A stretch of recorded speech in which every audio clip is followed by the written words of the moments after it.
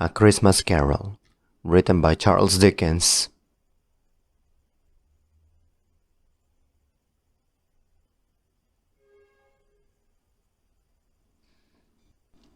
Written in the year 1843. Stave 3, the second of the three spirits.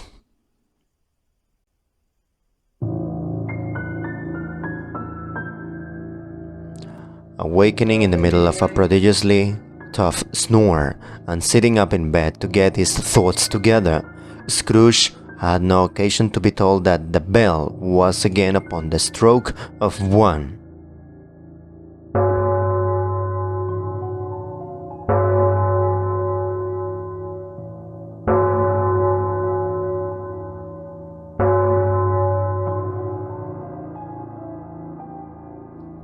He felt that he was restored to consciousness in the right nick of time, for the special purpose of holding a conference with the second messenger dispatched to him through Jacob Marley's intervention. But, finding that he turned uncomfortably cold when he began to wonder which of his curtains this new spectre would draw back, he put them every one aside with his own hands, and, lying down again, established a sharp lookout all around the bed, for he wished to challenge the spirit on the moment of its appearance, and did not wish to be taken by surprise and made nervous. Gentlemen of the free and easy sort, who plume themselves on being acquainted with a move or two, and being usually equal to the time of day, express the wide range of their capacity for adventure by observing that they are good for anything from pitch and toss to manslaughter, between which opposite streams, no doubt, there lies a tolerably wide and comprehensive range of subjects. Without venturing for Scrooge quite as heartily as this, I don't mind calling on you to believe that he was ready for a good broad field of strange appearances, and that nothing between a baby and a rhinoceros would have astonished him very much. Now, being prepared for almost anything, he was not by means prepared for nothing, and consequently, when the bell struck 1 and no shape appeared, he was taken with a violent fit of trembling. 5 minutes, 10 minutes, and a quarter of an hour went by, yet nothing came.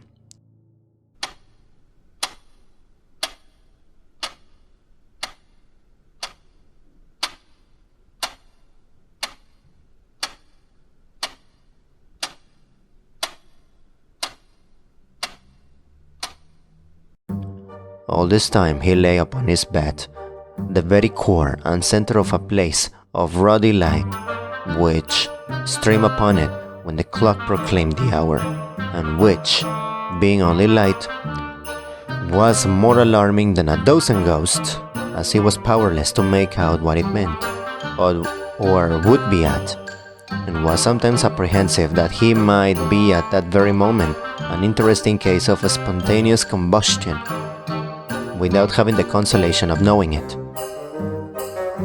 At last, however, he began to think, as you or I would have thought at first, for it is always the person not in the predicament who knows what ought to have been done in it, and would unquestionably have done it too. At last, I say, he began to think that the source and secret of this ghostly light might be in the adjoining room, from whence, on further tracing it, it seemed to shine. This idea taking full possession of his mind, he got up softly and shuffled in his slippers to the door. The moment Scrooge's hand was on the lock, a strange voice called him by his name and made him enter. He obeyed. Scrooge! Scrooge! Scrooge!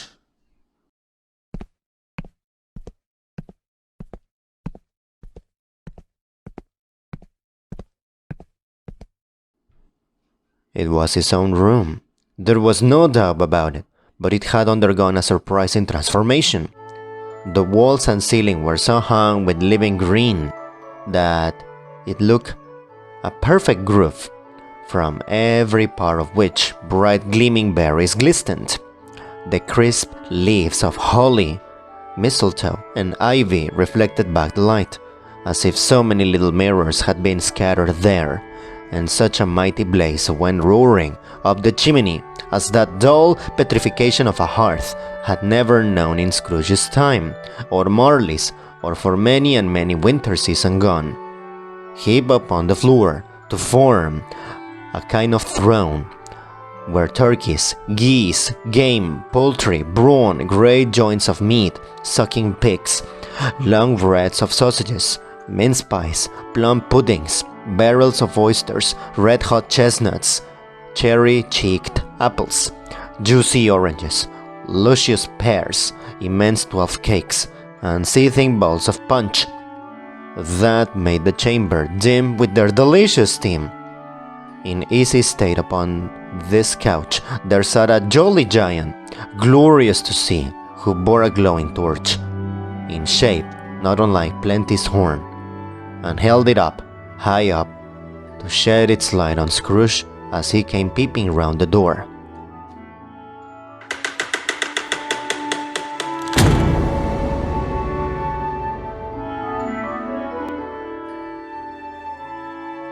"Come in!" exclaimed the ghost. "Come in and know me better, man!" Scrooge entered timidly and hung his head before the spirit. He was not the dogged Scrooge he had been, and though the spirit's eyes were clear and kind, he did not like to meet them. "I am the ghost of Christmas present. Look upon me," said the spirit. Scrooge reverently did so. It was clothed in one simple deep green robe, or mantle, bordered with white fur. This garment hung so loosely on the figure that its capacious breast was bare, as if disdaining to be warded or concealed by any artifice. Its feet, observable beneath the ample folds of the garment, were also bare, and on its head it wore no other covering than a holy wreath, set here and there with shining icicles. Its dark brown curls were long and free as its genial face, its sparkling eye, its open hand, its cheery voice, its unconstrained demeanor, and its joyful hair. Girded around its middle was an antique scabbard, but no sword was in it, and the ancient sheath was eaten up with rust. "You have never seen the like of me before," exclaimed the spirit. Never. Scrooge made answer to it. "Have never walked forward with the younger members of my family? Meaning, for I'm very young, my elder brother is born in these later years," pursued the phantom. I don't think I have. I'm afraid I have not. Have you had many brothers, spirit? Said Scrooge. "More than 1,800, said the ghost. A tremendous family to provide for, muttered Scrooge. The ghost of Christmas present rose. Spirit, said Scrooge submissively. Conduct me where you will. I went forth last night on compulsion, and I learned a lesson which is working now. Tonight, if you have aught to teach me, let me profit by it. Touch my rope. Scrooge did as he was told, and he held it fast.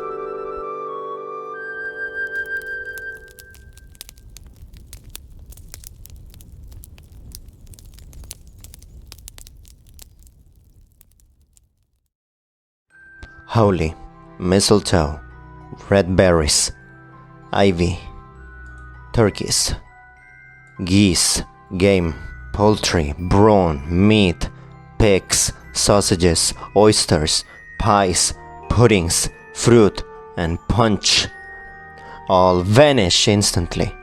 So did the room, the fire, the ruddy glow, the hour of night, and they stood in the city streets on Christmas morning, where, for the weather was severe, the people made a rough but brisk and not unpleasant kind of music, in scraping the snow from the pavement in front of their dwellings, and from the tops of their houses, whence it was mad delight to the boys to see it come plumping down into the road below, and spittling into artificial little snowstorms.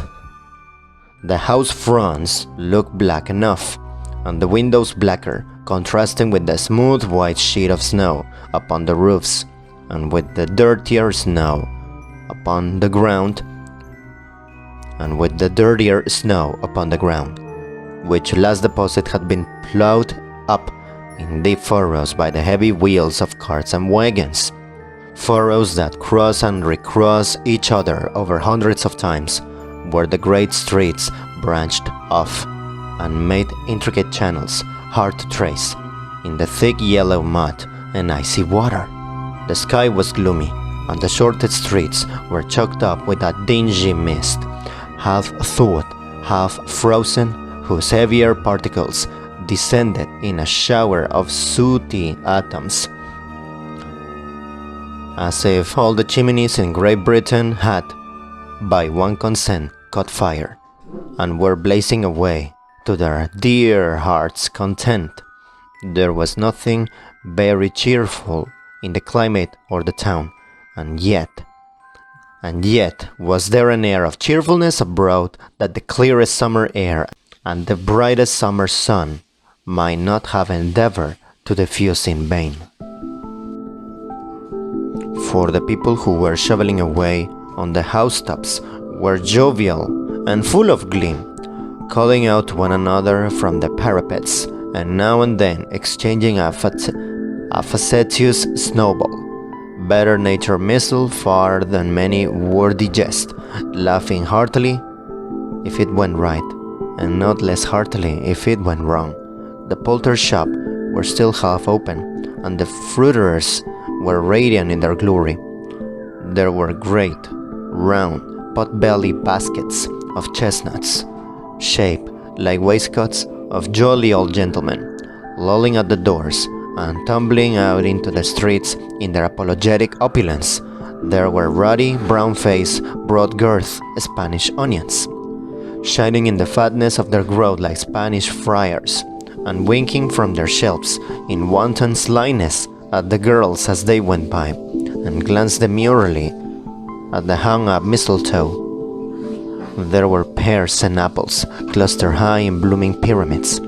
There were bunches of grapes made in the shopkeeper's benevolence to dangle from conspicuous hooks that people's mouths might water gratis as they passed. There were piles of filberts, mossy and brown, recalling in their fragrance ancient walks among the woods, and pleasant shufflings ankle-deep through withered leaves. There were Norfolk biffins, squab and swarthy, setting off the yellow of the oranges and the lemons, and in the great compactness of their juicy persons, urgently entreating and beseeching to be carried home in paperbacks and eaten after dinner. The very gold and silver fish set forth among these choice fruits in a bowl, tough members of a dull and stagnant blooded race, appeared to know that there was nothing going on, and to a fish went grasping round and round their little world in slow and passionless excitement. The grocers! Oh, the grocers, nearly close, with perhaps 2 shutters down, or 1, but through those gaps such glimpses. It was not alone that those scales descending on the counter made a merry sound, in that the twine and the ruler parted company so briskly, or that the canisters were rattled up and down like juggling tricks, or even that the blended scents of tea and coffee were so grateful to the nose, or even that the raisins were so plentiful and rare, the almonds so extremely white, the sticks of cinnamon so long and straight, the other spices so delicious, the candied fruits so caked and spotted with molten sugar as to make the coldest lookers-on feel faint, and subsequently bilious. Nor was it that the figs were moist and pulpy, or that the French plums blush in modest tartness from their highly decorated boxes, or that everything was good to eat and in its Christmas dress, but the customers were all so hurried and so eager in the hopeful promise of the day that they tumbled up against each other at the door, crushing their wicker baskets wildly, and left their purchases upon the counter, and came running back to fetch them, and committed hundreds of the like mistakes in the best humor possible, while the grocer and his people were so frank and fresh that the polished hearts with which they fastened their aprons behind might have been their own, worn outside for general inspection and for Christmas dolls to peck at if they chose. But soon the steeples called good people all to church and chapel, and away they came, flocking through the streets in their best clothes and with their gayest faces. At the same time they emerged from scores of by streets, lanes, and nameless things, innumerable people carrying their dinners to the bakers' shops. The sight of these poor revelers appeared to interest the spirit very much, for he stood with Scrooge beside him in a baker's doorway, and taking off the covers as their bearers passed, sprinkled incense in their dinners from his torch. And it was very uncommon kind of torch, for once or twice, when there were angry words between some dinner carriers who had jostled each other, he shed a few drops of water on them from it, and their good humor was restored directly, for they said it was a shame to quarrel upon Christmas Day. And so it was. God love it, so it was. In time, the bell ceased, and the bakers were shut up, and yet there was a genial shadowing forth of all these dinners, and the progress of their cooking, in the thought blotch of wet above each baker's oven, where the pavement smoked, as if its stones were cooking too. Is there a peculiar flavor in what you sprinkle from your torch? Asked Scrooge. There is, my own. Would it apply to any kind of dinner on this day? Asked Scrooge. To any kindly given, to a poorer one most. Why to a poor one most? Asked Scrooge. Because it needs it the most. Spirit, said Scrooge after a moment's thought. I wonder you, of all the beings in the many worlds about us, should desire to cram these people's opportunities of innocent enjoyment? Aye, cried the spirit. You would deprive them of their means of dining every seventh day, often the only day on which they can be said to dine at all, said Scrooge. Wouldn't you? Aye, cried the spirit. You seek to close those places on the seventh day, and it comes to the same thing, said Scrooge. I seek, exclaimed the spirit. Forgive me if I am wrong. It has been done in your name, or at least in that of your family, said Scrooge. There are some upon this earth of yours, returned the spirit, who lay claim to know us, and who do their deeds of passion, pride, ill will, hatred, envy, bigotry, and selfishness in our name, who are strange to us, and all our kith and kin, as if they had never lived. Remember that, and charge their doings on themselves. Not us." Scrooge promised that he would, and they went on, invisible as they had been before, into the suburbs of the town. It was a remarkable quality of the ghost, which Scrooge had observed at the baker's, that notwithstanding his gigantic size, he could accommodate himself to any place with ease, and that he stood beneath a low roof quite as gracefully and like a supernatural creature as it was possible he could have done in any lofty hall. And perhaps it was the pleasure the good spirit had in showing off this power of his, or else it was his own kind, generous, hearty nature, and his sympathy with all poor men that led him straight to Scrooge's clerk, for there he went, and took Scrooge with him, holding to his rope, and on the threshold of the door, the spirit smiled and stopped to bless Bob Cratchit's dwelling with the sprinklings of his torch. Think of that! Bob had but 15 bob a week himself. He pocketed on Saturdays but 15 copies of his Christian names, and yet the ghost of Christmas present blessed his 4-room house. Then up rose Mrs. Cratchit, Cratchit's wife, dressed out but poorly in a twice-turned gown, but brave in ribbons, which are cheap and make a goodly show for 6 pence, and she laid the cloth, assisted by Belinda Cratchit, second of her daughters, also brave in ribbons, while Master Peter Cratchit plunged a fork into the saucepan of potatoes, and getting the corners of his monstrous shirt collar, Bob's private property, confer upon his son and heir in honor of the day, into his mouth, rejoiced to find himself so gallantly attired, and yearned to show his linen in the fashionable parks. And now 2 smaller Cratchits, boy and girl, came tearing in, screaming that outside the baker's they had smelled the goose, and know it for their own, and basking in luxurious thoughts of sage and onion.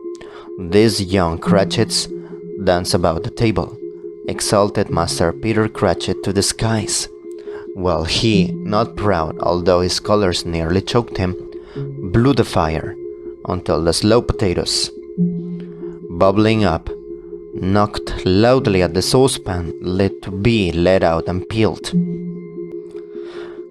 "What has ever got your precious father then?" said Mrs. Cratchit. "And your brother, Tiny Tim, and Martha weren't as late as Christmas Day by half an hour." "Here's Martha, Mother!" cried a girl, appearing as she spoke. "Here's Martha, Mother!" cried the 2 young Cratchits. "Hurrah! There's such a goose, Martha!" "Why, bless your heart alive, my dear, how late you are!" said Mrs. Cratchit, kissing her 12 times, and taking off her shawl and bonnet for her with officious zeal. "With a deal of work to finish up last night," replied the girl. "And to clear away this morning, Mother." "Well, never mind so long as you are come," said Mrs. Cratchit. "Sit ye down before the fire, my dear, and have a warm. Lord bless you." No, there's Father coming," cried the 2 young Cratchits, who were everywhere at once. "Hide, Martha, hide!" So Martha hid herself, and in came little Bob, the father with at least 3 feet of comforter, exclusive of the French, hanging down before him, and his threadbare clothes darned up and brushed to look seasonable, and Tiny Tim upon his shoulder. Alas for Tiny Tim, he bore a little crutch, and had his limbs supported by an iron frame. "What? Where is Martha? Where is our Martha?" cried Bob Cratchit, looking around. Not coming," said Mrs. Cratchit. "Oh, not coming?" said Bob with a sudden declension in his high spirits, for he had been Tim's blood horse all the way from church, and had come home rampant. "Not coming upon Christmas Day." Martha didn't like to see him disappointed, if it were only in joke, So she came out prematurely from behind the closed door and ran into his arms, while the two young Cratchits hustled Tiny Tim and bore him off into the washhouse, that he might hear the pudding singing in the copper. "And how did little Tim behave?" asked Mrs. Cratchit, when she had rallied Bob into his credulity, and Bob had hugged his daughter to his heart's content. As gold," said Bob, "and better. Somehow he gets thoughtful, sitting by himself, and thinks the strangest things you ever heard. He told me coming home that he hoped the people saw him in the church because he was a cripple, and might be pleasant to them to remember upon Christmas Day who made lame beggars walk and blind men see." Bob's voice was tremulous when he told them this, and trembled more when he said that Tiny Timmy was growing strong and hearty.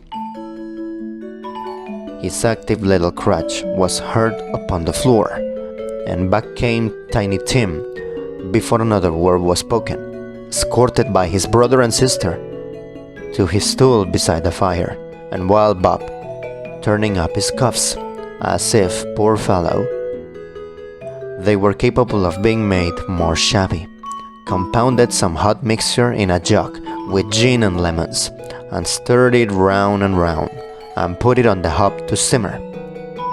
Master Peter and the two ubiquitous young Cratchits went to fetch the goose, with which they soon returned in high procession.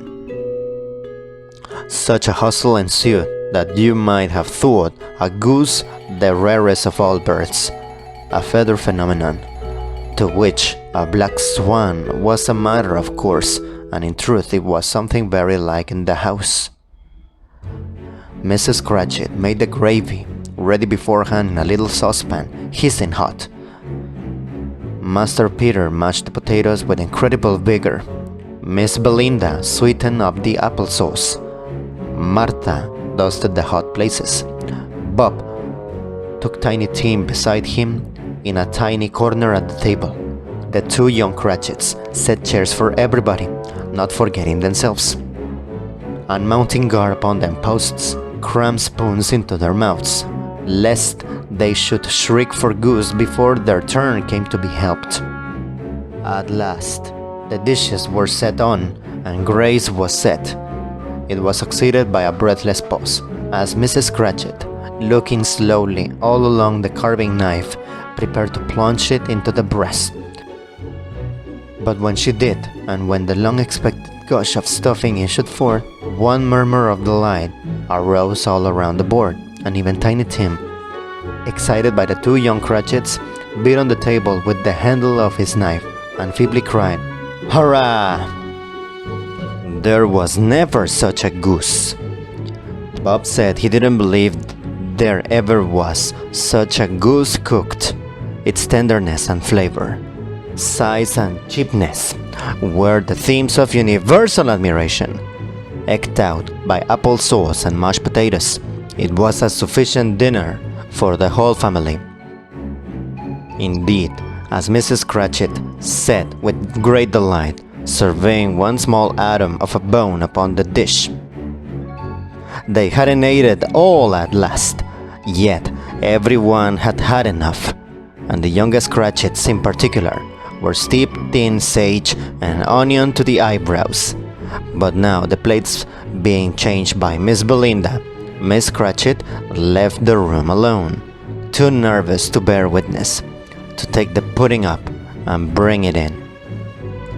Suppose it should not be done enough. Suppose it should break in turning out.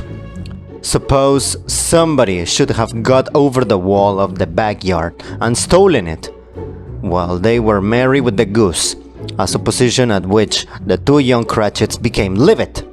All sorts of horrors were supposed. Hallo, a great deal of steam. The pudding was out of the copper, a smell like a varnishing day. That was the cloth, a smell like eating horse, and a pastry cook next door to each other, with a laundress next door to that. That was the pudding. In half a minute Mrs. Cratchit entered, flushed, but smiling proudly with the pudding, like a speckled cannonball, so hard and firm, blazing in half a quartern of ignited brandy, and bedight with Christmas holly stuck to the top. "Oh, a wonderful pudding," Bob Cratchit said, and calmly too, that he regarded it as the greatest success achieved by Mrs. Cratchit since their marriage. Mrs. Cratchit said that now the weight was off her mind. She would confess she had her doubts about the quantity of flour. Everybody had something to say about it, but nobody said or thought it was at all a small pudding for a large family. It would have been flat heresy to do so. Any Cratchit would have blushed a hint at such a thing. At last the dinner was all done. The cloth was cleared, the hearth swept, and the fire made up. The compound in the jug being tasted and considered perfect, apples and oranges were put upon the table, and a shovel full of chestnuts on the fire. Then all the Cratchit family drew around the hearth in what Bob Cratchit called a circle, meaning half a one, and at Bob Cratchit's elbow stood the family display of glass. 2 tumblers and a custard cup without a handle. These held the hot stuff from the jug, however, as well as golden goblets would have done, and Bob served it out with beaming looks, while the chestnuts on the fire sputtered and cracked noisily. And then Bob proposed, "A Merry Christmas to us all, my dears. God bless us," which all the family re-echoed. "God bless us, everyone," said Tiny Tim, the last of all. He sat very close to his father's side, upon his little stool. Bob held his withered little hand in his, as if he loved the child and wished to keep him by his side, and dreaded that he might be taken from him. Spirit, said Scrooge with an interest he had never felt before. Tell me if Tiny Tim will live." "I see a vacant seat," replied the ghost, "in the poor chimney corner, and a crutch without an owner, carefully preserved. If these shadows remain unaltered by the future, the child will die." No! No! said Scrooge. "Oh no! Kind spirit, say he will be spared!" "If these shadows remain unaltered by the future, none other of my race," returned the ghost, "will find him here. What then? If he be like to die, he had better do it, and decrease the surplus population." Scrooge hung his head to hear his own words quoted by the spirit, and was overcome with penitence and grief. "Man," said the ghost, "if man you be in heart, not adamant, forbear that wicked cant, until you have discovered what the surplus is, and where it is. Will you decide what men shall live? What men shall die? It may be that, in the sight of heaven, you are more worthless and less fit to live than millions like this poor man's child.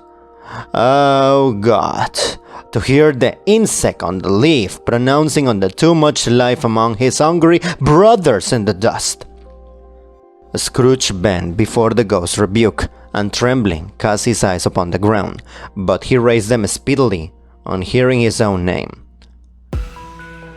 "And Mr. Scrooge," said Bob, "I'll give you Mr. Scrooge, the founder of the feast." "Ha! The founder of the feast, indeed!" cried Mrs. Cratchit, reddening. "I wish I had him here. I'd give him a piece of my mind to feast upon, and I hope he had a good appetite for it." "My dear," said Bob, "the children, Christmas Day." "It should be Christmas Day, I am sure," said she. "On which one drinks the health of such an odious, stingy, hard-and-feeling man as Mr. Scrooge? You know he is, Robert. Nobody knows it better than you do. Poor fellow." "My dear," was Bob's mild answer. "Christmas Day." "I'll drink his health for your sake and the day's," said Mrs. Cratchit. "Not for his. Long life to him.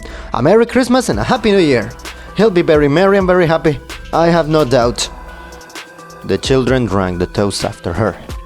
It was the first of their proceedings, which had no heartiness in it. Tiny Tim drank it last of all, but he didn't care 2 pence for it. Scrooge was the ogre of the family.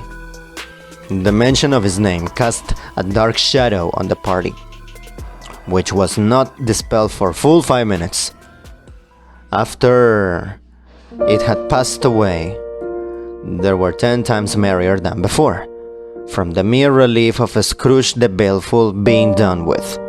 Bob Cratchit told them how he had a situation in his eye for Master Peter, which would bring in, if obtained, full 5 and 6 pence weekly.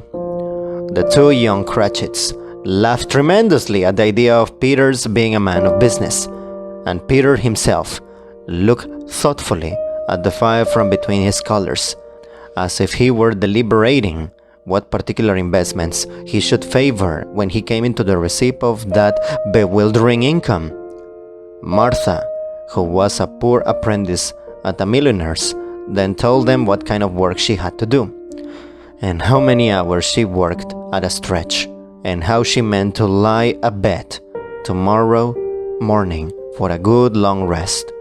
Tomorrow being a holiday she passed at home. Also how she had seen a countess and a lord some days before, and how the lord was much about as tall as Peter.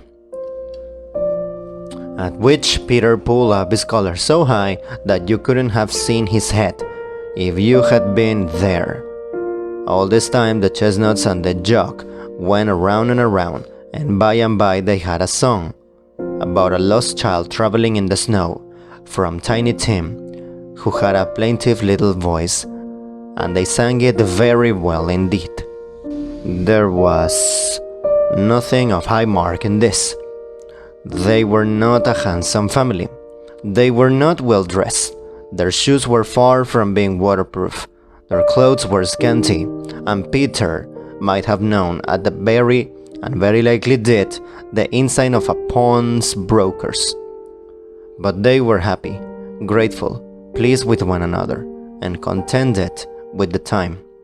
And when they faded, and looked happier yet in the bright sprinklings of the spirit's torch at parting, Scrooge had his eye upon them, and especially on Tiny Tim, until the last.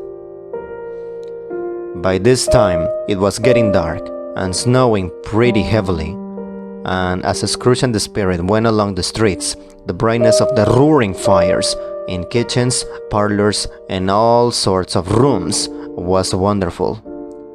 Here, the flickering of the blaze showed preparations for a cozy dinner, with hot plates baking through and through before the fire, and deep red curtains, ready to be drawn to shut out cold and darkness. There, all the children of the house were running out into the snow to meet their married sisters, brothers, cousins, uncles, aunts, and be the first to greet them. Here again were shadows on the window blinds of guests assembling, and there a group of handsome girls, all hooded and fur-booted, and all chattering at once, tripped lightly off to some near neighbor's house, where woe upon the single man who saw them enter, artful witches. Well they knew it, in a glow.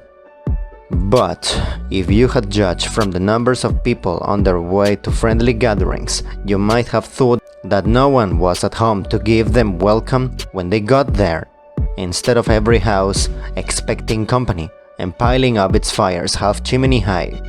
Blessings on it, how the ghosts exulted. how it bare its breadth of breast, and opened its capacious palm, and floated on, outpouring with generous hand its bright and harmless mirth on everything within its reach. The very lamplighter who ran on before, dotting the dusky street with specks of light, and who was dressed to spend the evening somewhere, laughed out loud as the spirit passed, though little kenned the lamplighter that he had any company but Christmas.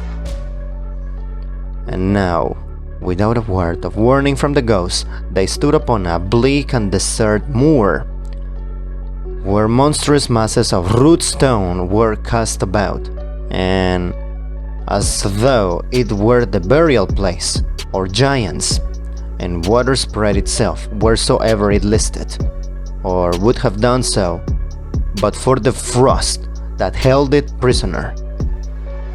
And nothing grew but moss and furze, and coarse rank grass.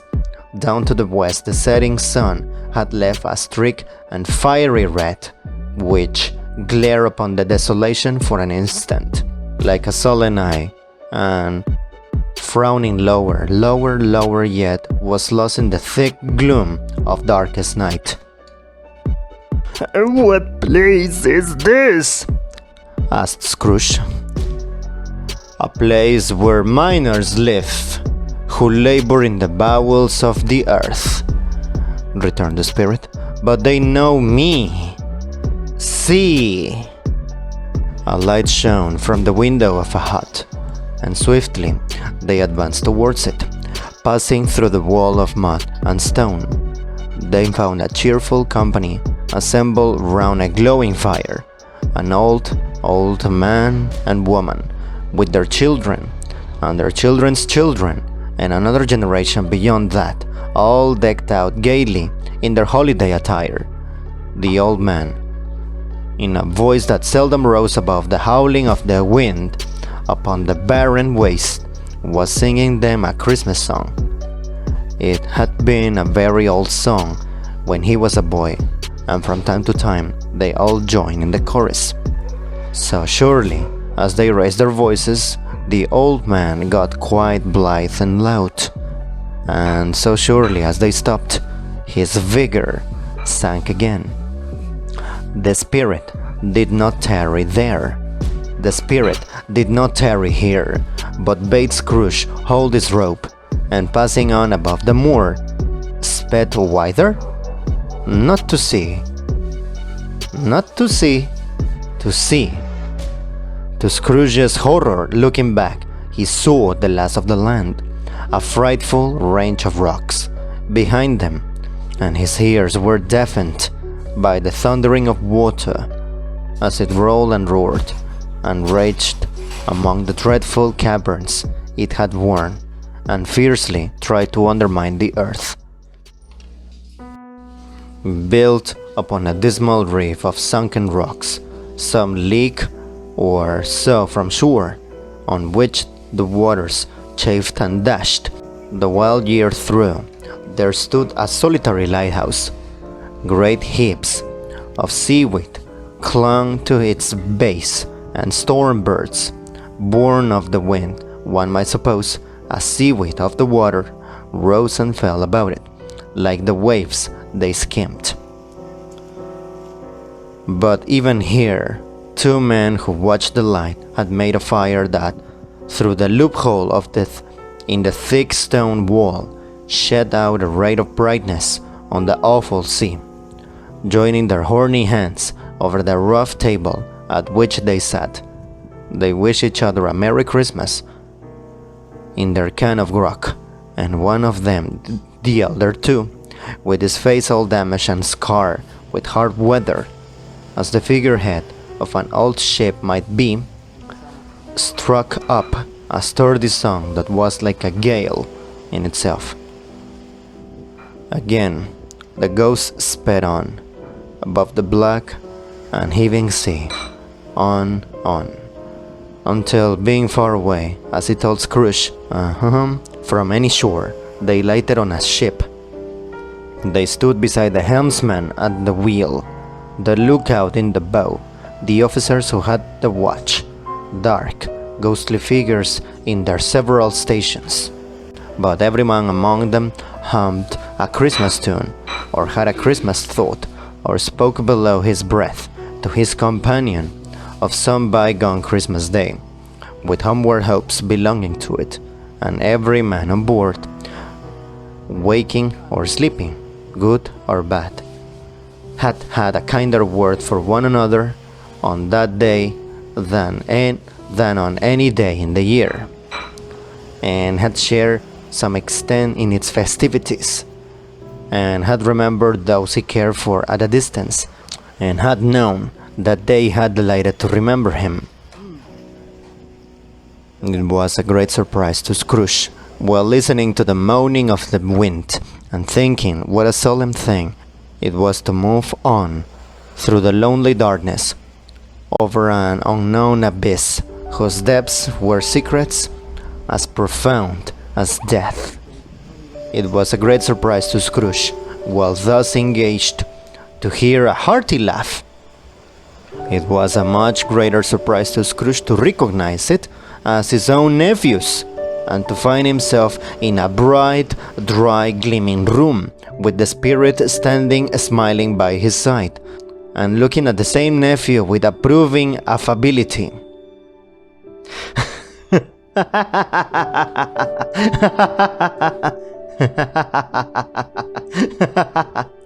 Laughed Scrooge's nephew.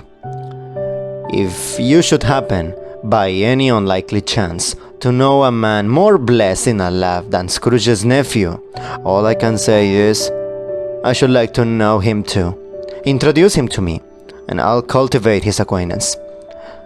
It is a fair, even-handed, noble adjustment of things, that, while there is infection in disease and sorrow, there is nothing in the world so irresistibly contagious as laughter and good humor. When Scrooge's nephew laughed in this way, holding his sides, rolling his head, and twisting his face into the most extravagant contortions, Scrooge's niece, by marriage, laughed as heartily as he. And their assembled friends, being not a bit behindhand, roared out lustily. And he said Christmas was a humbug, as I live. He believed it too, cried Scrooge's nephew. More shame for him, Fred, said Scrooge's niece indignantly. Bless those women. They never do anything by halves. They are always in earnest. She was very pretty, exceedingly pretty, with a dimpled, surprised-looking capital face, a ripe little mouth that seemed made to be kissed, as no doubt it was.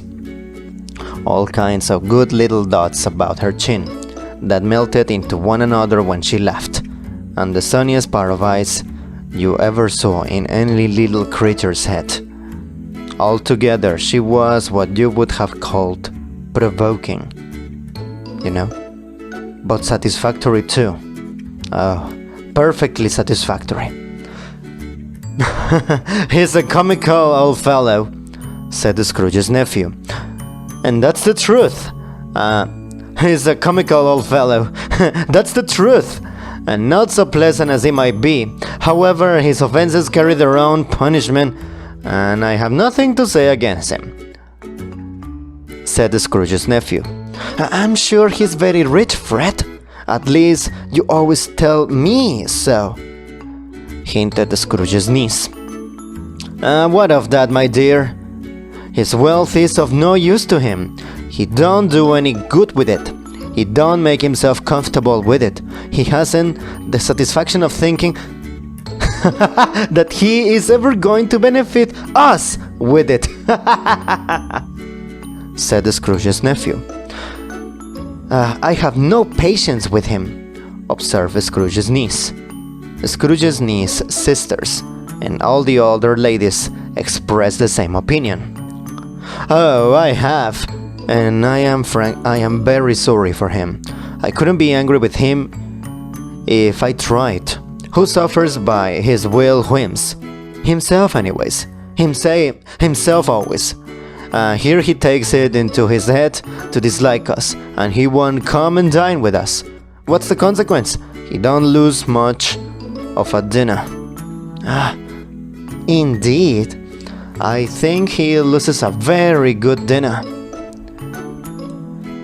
Interrupted Scrooge's niece. Everybody else said the same, and they must be allowed to have been competent judges, because they had just had dinner, and with the dessert up on the table, were clustered round the fire, by lamplight. Well, I am very glad to hear it, because I haven't any great faith in these young housekeepers. What do you say, Tupper? Said Scrooge's nephew.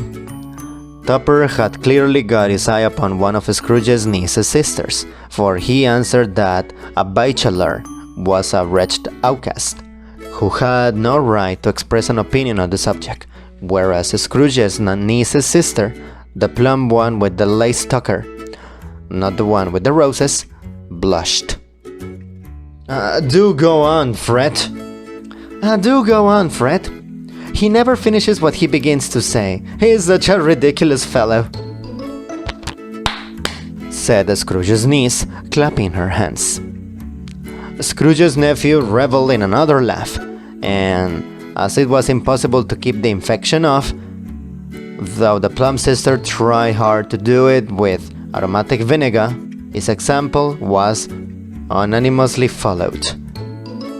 I was going to say that the consequence of his taking a dislike to us and not making merry with us is, as I think, that he loses some pleasant moments, which could do him no harm, said Scrooge's nephew.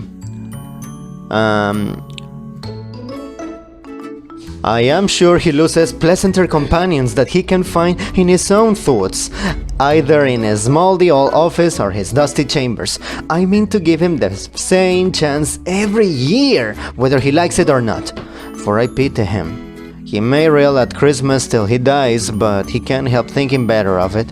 I defy him. If he finds me going there in good temper, year after year, and saying, "Uncle Scrooge, how are you?" if it only puts him in the vein to leave his poor clerk 50 pounds, that's something. And I think I shook him yesterday. It was their turn to laugh now, at the notion of his shaking Scrooge, but being thoroughly good-natured and not much caring what they laughed at, so that they laugh at any rate, he encouraged them in their merriment, and passed the bottle joyously. After tea, they had some music, for they were a musical family, and knew what they were about when they sung at glee or catch, I can assure you. Especially Tupper, who could growl away in the bass like a good one, and never swell the large veins in his forehead, or get red in the face over it. Scrooge's niece played well upon the harp, and played, among other tunes, a simple little air, a mere nothing. You might learn to whistle it in 2 minutes, which had been familiar to the child who fetched Scrooge from the boarding school, as he had been reminded by the ghost of Christmas Past. When this strain of music sounded, all the things that ghost had shown him came upon his mind.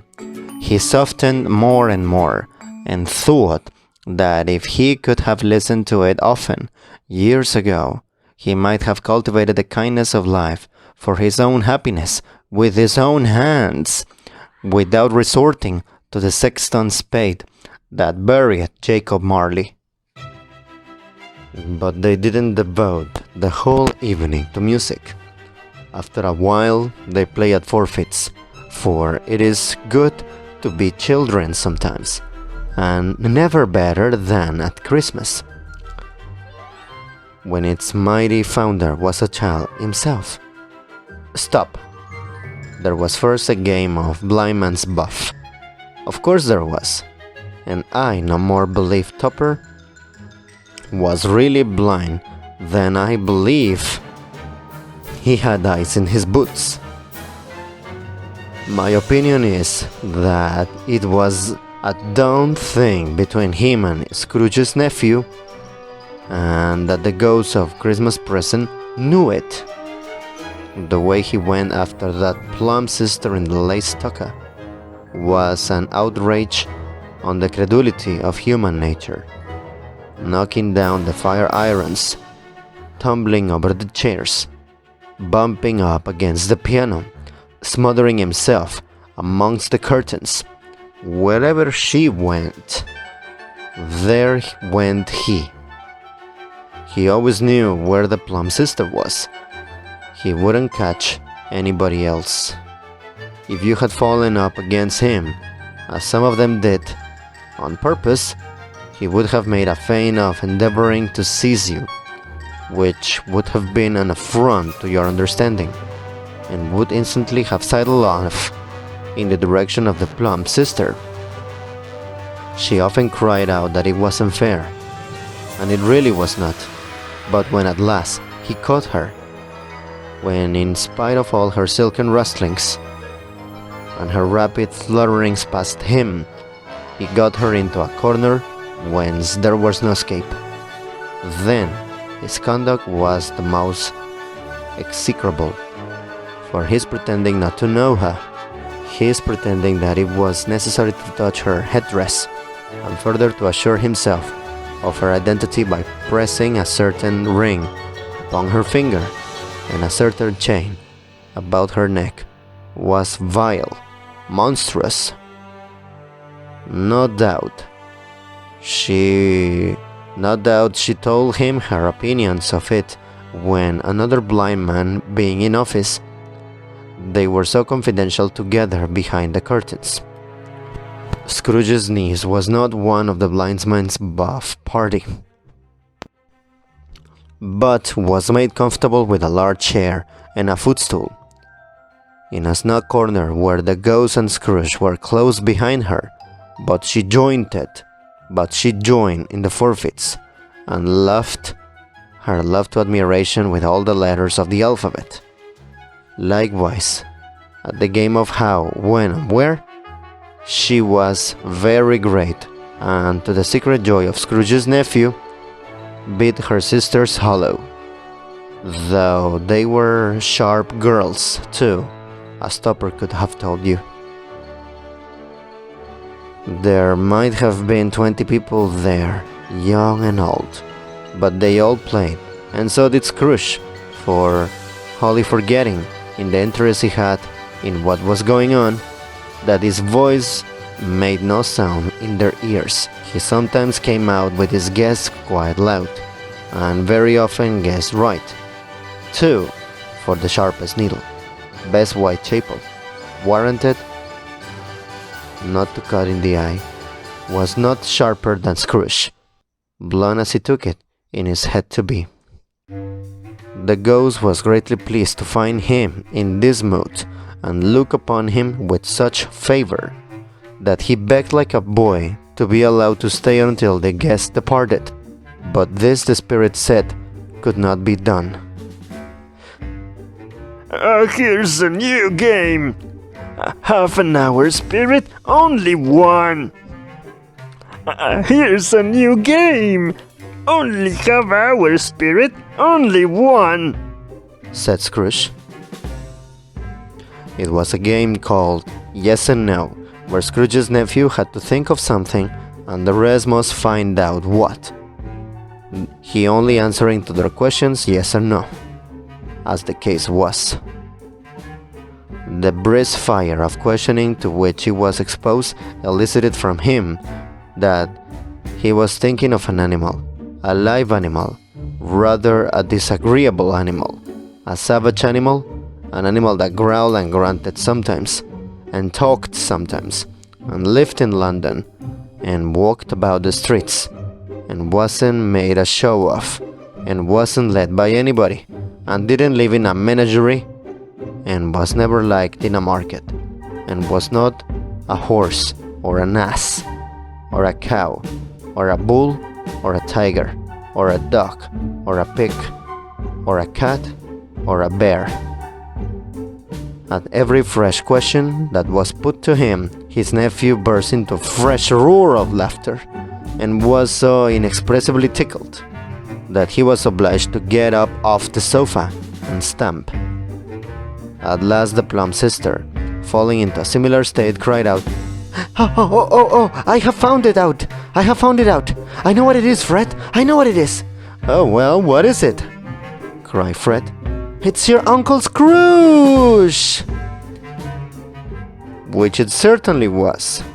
Admiration was a universal sentiment, though some objected that the reply to "Is it a bear?" ought to have been yes, inasmuch an answer in the negative was sufficient to have diverted their thoughts from Mr. Scrooge, supposing they had ever had any tendency that way.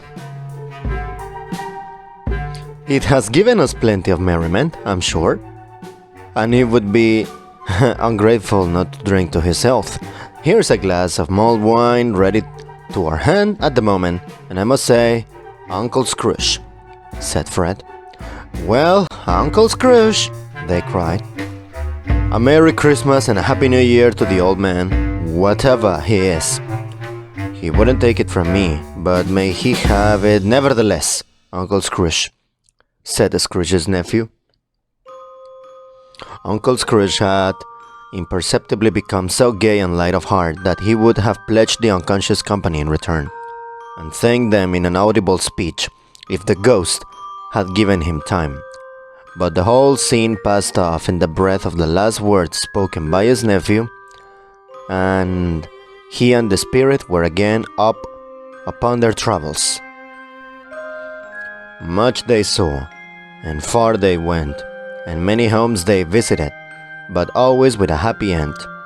The spirit stood beside sick beds, and they were cheerful, on foreign lands, and they were close at home, by struggling men, and they were patient in their greater hope, by poverty, and it was rich, in almshouse, hospital, and gaol, in misery's every refuge, where vain man, in his little brief authority, had not made fast the door, and barred the spirit out. He left his blessing, and taught Scrooge his precepts. It was a long night, if it were only a night, but Scrooge had his doubts of this, because the Christmas holidays appeared to be condensed into the space of time they passed together. It was strange, too. While Scrooge remained unaltered in his outward form, the ghost grew older, clearly older. Scrooge had observed his change, but never spoke of it until they left a children's 12th-night party. When looking at the spirit as they stood together in an open place, he noticed that his hair was grey.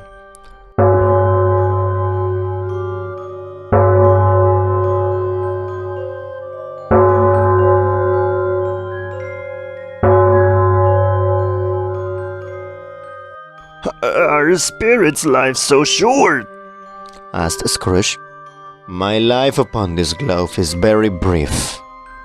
It ends tonight, replied the ghost. Tonight? Cried Scrooge. Tonight at midnight. Hark! The time is drawing near.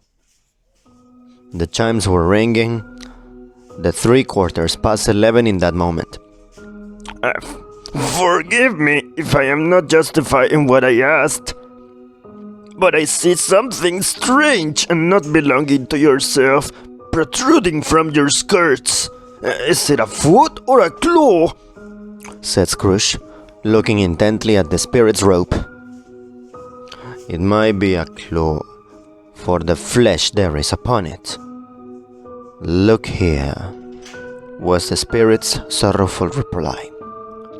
From the foldings of its robe, it brought 2 children, wretched, abject, frightful, hideous, miserable. They knelt down at his feet and clung upon the outside of its garment. Oh man, look here! Look! Look down here! Exclaimed the ghost. They were a boy and girl, yellow, meager, ragged, scowling, wolfish, but prostrate too in their humility, where graceful youth should have filled their features out and touched them with his freshest tints. A stale and shriveled hand, like that of age, had pinched and twisted them, and pulled them into shreds. Where angels may have sat enthroned, devils lurked, and glared out menacing. No change, no degradation, no perversion of humanity in any shade, through all the mysteries of wonderful creations, has monsters have so horrible and dread. Scrooge started back, appalled. Having them shown to him in this way, he tried to say they were fine children, but the words choked themselves, rather than be parties to a lie of such enormous magnitude. Spirit, are they yours? Scrooge could say no more. They are man's, said the spirit, looking down upon them, and they cling to me, appealing from their fathers. The boy is ignorance, and the girl is want. Beware of them both, and all their degree, but most of all beware this boy, for on his brow I see that written which is doom, unless the writing be erased. Deny it, cried the spirit, stretching out his hands towards the city. Slander those who tell it ye.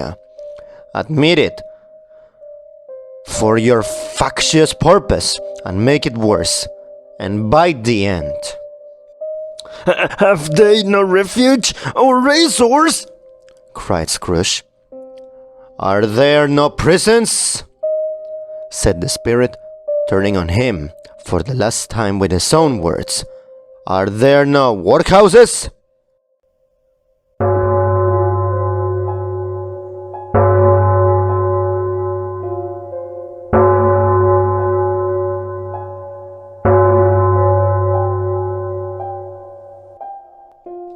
The bell struck 12. Scrooge looked about him for the ghost, and saw it not. As the last stroke ceased to vibrate, he remembered the prediction of old Jacob Marley, and lifting up his eyes, beheld a solemn phantom, draped and hooded, coming like a mist along the ground towards him.